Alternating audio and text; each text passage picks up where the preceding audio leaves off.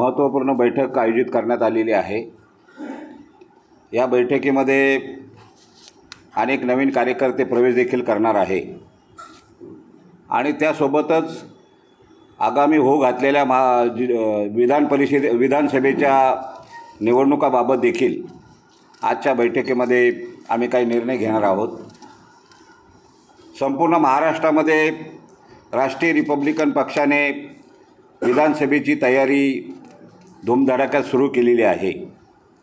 मराठवाडा असेल, विदर्भ असेल, पश्चिम महाराष्ट्र असेल, मुंबई असेल, कोकण असेल, या सगळ्याच विभागामध्ये ज्या ज्या ठिकाणी आमच्या पक्षाचा प्रभाव आहे, कार्यकर्त्याची टीम आहे, असे मतदारसंघ आम्ही लढवण्याचा निर्णय घेतलेला आहे। आणि आज रोजी संभाजीनगर मध्य विधानसभा मतदारसंघातून आमच्या पक्षाचे मराठवाड्याचे अध्यक्ष संतोषजी मोकळे आणि पूर्व विधानसभा मतदारसंघातून माजी न्यायमूर्ती ॲडव्होकेट जयप्रकाशजी घोरपडे हे आमच्या राष्ट्रीय रिपब्लिकन पक्षाचे उमेदवार निवडणूक रिंगणात असणार आहे, अशी मी अधिकृत या ठिकाणी आज घोषणा करतो। आणि हे दोन्ही उमेदवार निवडून आणण्यासाठी आमची समस्त टीम, आमचे समस्त नेते, कार्यकर्ते, पदाधिकारी कामाला लागलेले आहे। हे उमेदवार निवडून आणण्यासाठी सर्वच प्रकारचे शर्तीचे प्रयत्न आमचे समस्त पदाधिकारी करतील, अशा प्रकारचा मला ठाम विश्वास आहे। कोणकोणते विषय बरोबर, तुम्ही दोनच मतदारसंघ का निवडले? पश्चिममध्ये साहेबांसोबत तुमचं वाटाघाटी काही विरोधी झालेली आहे? तूर्त आज 2 मतदारसंघाची या ठिकाणी अनाऊन्समेंट करण्यात आलेली आहे।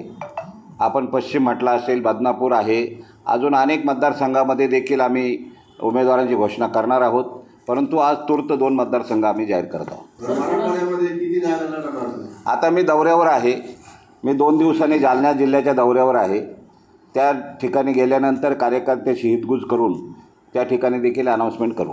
महाराष्ट्र में आप क्या विषय लेके, मतलब किन मुद्दों को लेके इलेक्शन में उतरने वाले? अभी देखो, मराठीत बोलू का कसं? महाराष्ट्रामध्ये, देशामध्ये गेल्या 8-10 वर्षापासून जे वातावरण आपण सगळेजण बघत आहात, या देशामध्ये आणि राज्यामध्ये कधीही इतकं जातीय ध्रुवीकरणाचं राजकारण आपण बघितलेलं नाही। परंतु अलीकडे मात्र मुसलमानांना घरामध्ये घुसून, मस्जिदमध्ये घुसून चुनचुनके मारण्याची भाषा सुरू करण्यात आलेली आहे। या राज्यातला दलित असेल, बौद्ध असेल, इतर मागासवर्गीय असेल, तो हा गरीब घटक देखील भयभीत आहे। आणि अशा अवस्थेमध्ये या राज्यामध्ये काही लोकांना दंगली घडून पुन्हा राजसत्तेवर येण्याची स्वप्न बघत आहे। परंतु ह्या राज्यातला जो मतदार आहे, मग तो दलित असू द्या, बौद्ध असू द्या, मुसलमान असू द्या, तो आता सक्षम झालेला आहे। तो कोणत्याही अफवावर विश्वास ठेवत नाही आणि अशी जी मंडळी बेताल वक्तव्य करत आहे, या सगळ्यांना आवरावं अशी आमच्या राष्ट्रीय रिपब्लिकन पक्षाची मागणी आहे। कारण हा शांत महाराष्ट्र आहे, अशा लोकांमुळं अशांततेच्या मार्गावर जातो की काय, अशा प्रकारची भीती वाटत आहे। म्हणून आमची सरकारला कळकळीची विनंती आहे की अशी बेताल वक्तव्य करणाऱ्या, समाजामध्ये दुही निर्माण करणाऱ्या राणेसारख्या, नितेश राणे असतील किंवा बाकीचे जे लोक असतील, यांना आपण आवरावं अशी आमच्या राष्ट्रीय रिपब्लिकन पक्ष।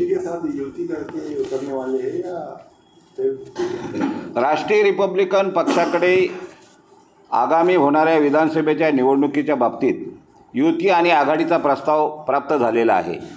परंतु आमच्या राष्ट्रीय रिपब्लिकन पक्षाने एक मागणीनामा तयार केलेला आहे आणि तो मागणीनामा युती अथवा आघाडी यांनी जर मान्य केला तरच आमचा राष्ट्रीय रिपब्लिकन पक्ष त्याबाबत विचार करणार आहे। सर, महाराष्ट्रामधून आपला पक्ष किती जागा लढवणार? आता मी रिजनल वाईज सगळ्या विधानसभेच्या मतदारसंघाचा आढावा घेत आहे आणि त्यानुसार अजून किती जागा लढवणार आहे या टप्प्यापर्यंत पोहोचलेलो नाही। परंतु ज्या ठिकाणी आमचा प्रभाव आहे, ज्या ठिकाणी आमचं काम आहे, असे मतदारसंघ आम्ही निश्चितपणे लढवणार आहोत। आपने अगर युति नहीं की है तो कहीं ना कहीं बीजेपी और शिंदे गट को जो है तो फायदा पहुंचेगा, ऐसा नहीं लगता? नाही, असं नाही आहे। आमच्या पक्षाच्या वोट बँक आहे, आमच्यामुळं कोणाला फायदा होणार आहे, कोणाला तोटा होणार आहे, हे जर आम्ही करत बसलो तर मला असं वाटतं आयुष्यामध्ये आम्ही कधी इलेक्शन लढणार नाही।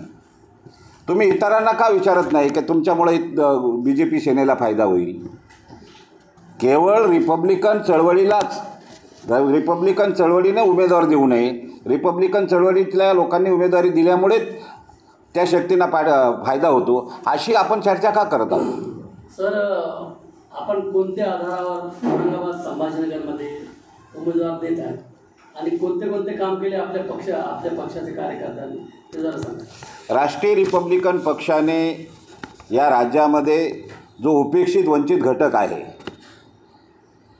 ज्या प्रस्थापित व्यवस्थेनं त्यांना अजूनही ह्या मुख्य प्रवाहात येऊ दिलं नाही, या सगळ्या समाज घटकांची आम्ही मोठ बांधलेली आहे.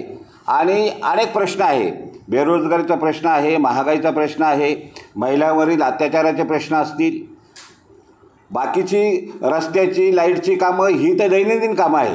परंतु ह्या राज्यातल्या जो गरीब घटक आहे त्याला अभय देण्यासाठी, त्याला विश्वास देण्यासाठी आम्ही या निवडणुकीमध्ये आमचे उमेदवार उतरवणार आहोत.